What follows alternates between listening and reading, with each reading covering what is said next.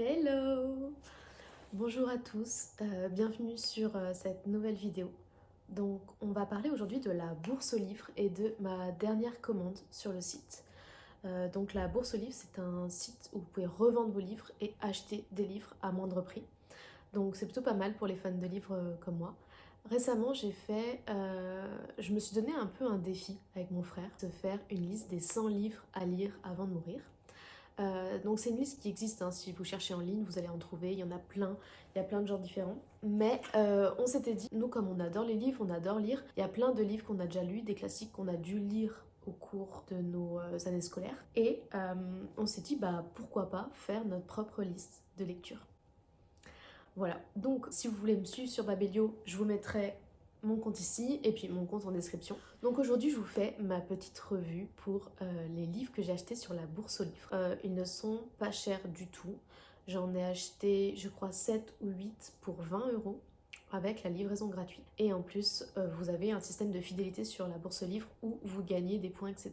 Et vous avez donc des réductions. Voilà, si ça vous intéresse, de toute façon je vous remets le lien juste en bas. Et puis on commence tout de suite avec les livres. Le premier livre c'est Kafka sur le rivage de Haruki Murakami. Je vous lis le résumé. Un adolescent, Kafka Tamura, quitte la maison familiale de Tokyo pour échapper à une malédiction oedipienne proférée par son père.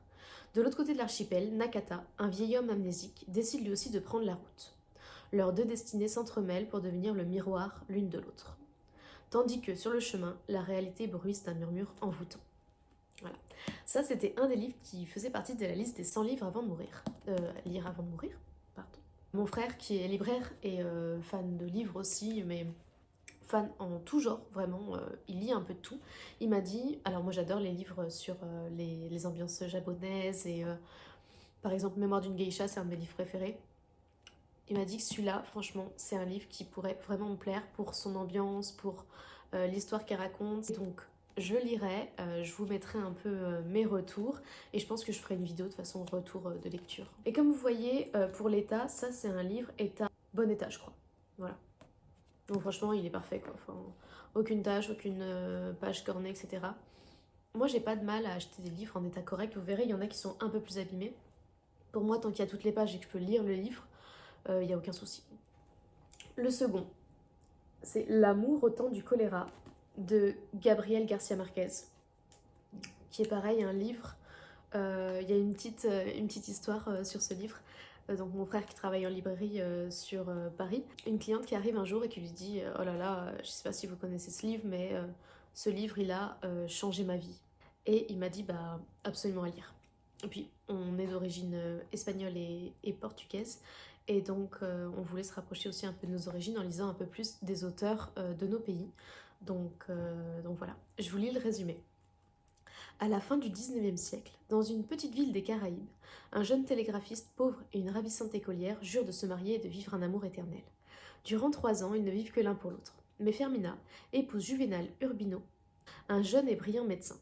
Alors Florentino, l'amoureux trahi, se mue en séducteur impétinent et s'efforce de se faire un nom et une fortune pour mériter celle qui ne cessera d'aimer, en secret. 50 années durant, l'auteur de 100 ans de solitude et de chronique d'une mort annoncée, prix Nobel 1982, donne le libre cours à son génie de conteur, à la richesse de son imagination et à l'enchantement baroque de son écriture. Voilà. Donc pareil, je vous dirai ce qu'il en est, mais juste voilà, d'avoir le retour de cette petite dame qui dit que ça a changé sa vie, pour moi ça me suffit à lire ce genre de livre. Le suivant, Double assassinat dans la rue Morgue, suivi du mystère de Marie Roger, de Edgar Allan Poe. Donc là, vous voyez, c'est un état bon, pareil, je crois. Donc lui, c'était état correct, pour information. Donc effectivement, c'est correct. Enfin bon, il est un peu abîmé, mais moi, ça me dérange pas pour, en tout cas, pour des livres en one shot. Ou alors, ça se trouve, je vais l'adorer et je vais le racheter en une meilleure édition. Mais Edgar Allan Poe, c'est un auteur que j'adore. Je suis fan d'Agatha Christie. Je suis fan de ce type de livre. Et donc, on m'avait bien recommandé ce livre. Et il fait aussi partie des 100 livres à lire. Dans Paris, un crime atroce défraie la chronique. Une mère et sa fille ont été sauvagement assassinées. Leurs corps mutilés. Pourtant, aucun mobile ne semble expliquer un tel déchaînement de violence. Plus inconcevable encore, la pièce dans laquelle s'est déroulé le meurtre était verrouillée de l'intérieur. À travers son investigation, le chevalier Dupin fait triompher l'esprit rationnel en levant le voile sur un mystère en apparence insoluble. Servi par la prose ciselée d'Edgar Allan Poe, traduit par Charles Baudelaire, Double assassinat dans la rue Morgue est un classique du récit d'enquête. Voilà. Donc je pense qu'il y en a pas mal d'entre vous qui l'auront lu, mais vous me direz ce que vous en pensez. N'hésitez pas à mettre en commentaire s'il y en a que vous avez lu, s'il y en a que vous avez apprécié, s'il y en a que voilà, vous adorez vraiment. Donnez-moi un peu vos retours. Un classique, mais je les ai jamais lus. Donc je me suis dit, bah il est temps. Et il fait, sur certaines listes, il fait partie des 100 livres à lire. Donc c'est le tome 1 de J.K. Rowling, Harry Potter et l'école des sorciers. Je ne veux pas vous lire le résumé, je pense que vous connaissez tous et toutes. On commence par le premier, ça va être rapide à lire je pense. Et puis il paraît que vraiment c'est un livre assez sympa côté écriture, donc j'étais un peu curieuse de le lire.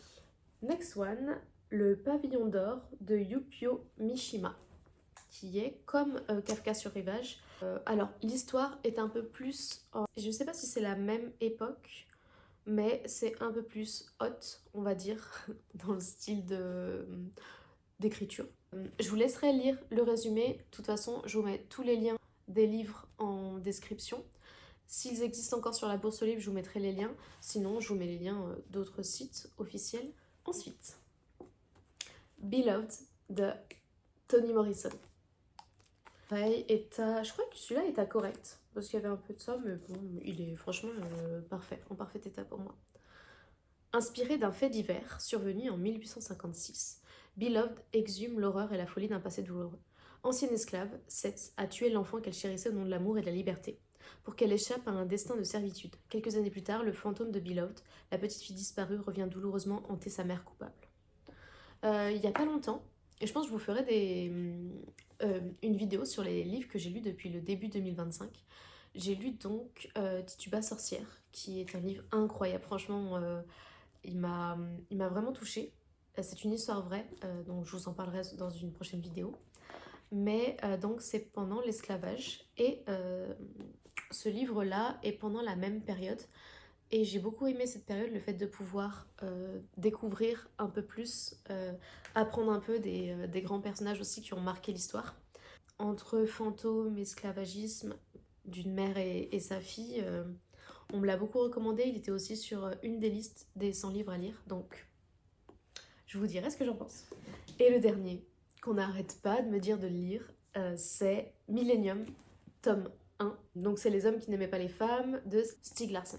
Récemment j'ai vu d'ailleurs qu'il y avait un nouveau tome qui est sorti, mais pas du même auteur. Moi j'adore, comme je vous ai dit, j'adore tout ce qui est enquête policière, meurtre. Là c'est plus polar. Enfin je l'ai, je vais me mettre à le lire. Ancien rédacteur de Millennium, revue d'investigation sociale et économique, Michael Blomskis est contacté par un gros industriel pour relancer une enquête abandonnée depuis plus de 40 ans. Dans le huis clos du Nil, la petite nièce de Henrik Wager a disparu, probablement assassinée, et quelqu'un se fait un malin plaisir de lui rappeler à chacun de ses anniversaires. Secondée par Lisbeth Salander, jeune femme rebelle et perturbée, placée sous contrôle social mais fouineuse hors pair, Michael Blomqvist, cassé par un procès en diffamation qu'il vient de perdre, se plonge sans espoir dans les documents 100 fois examinés jusqu'au jour où une intuition lui fait reprendre un dossier.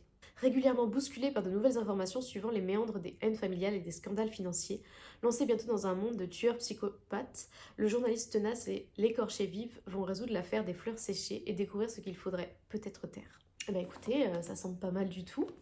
Donc voilà pour le dernier. Donc j'espère que cette petite présentation vous aura plu. On va essayer de suivre un fil avec... Donc je vous présente les livres, ensuite je vous présente les lectures et puis comme ça on peut vraiment échanger à propos des livres qu'on lit. Dites-moi en commentaire si ça vous plairait qu'on lance un club de lecture où on peut lire les mêmes livres en même temps. Et puis voilà. Donc je suis très contente de commencer cette série de vidéos sur les livres parce que pour moi c'est vraiment une passion. Et donc je suis heureuse de pouvoir vous en parler face caméra. En tout cas, je vous fais des gros bisous. J'espère à très bientôt. Et puis si vous avez aimé, n'hésitez pas à mettre un pouce, à vous abonner et puis à laisser un commentaire, ça ferait plaisir. Bisous!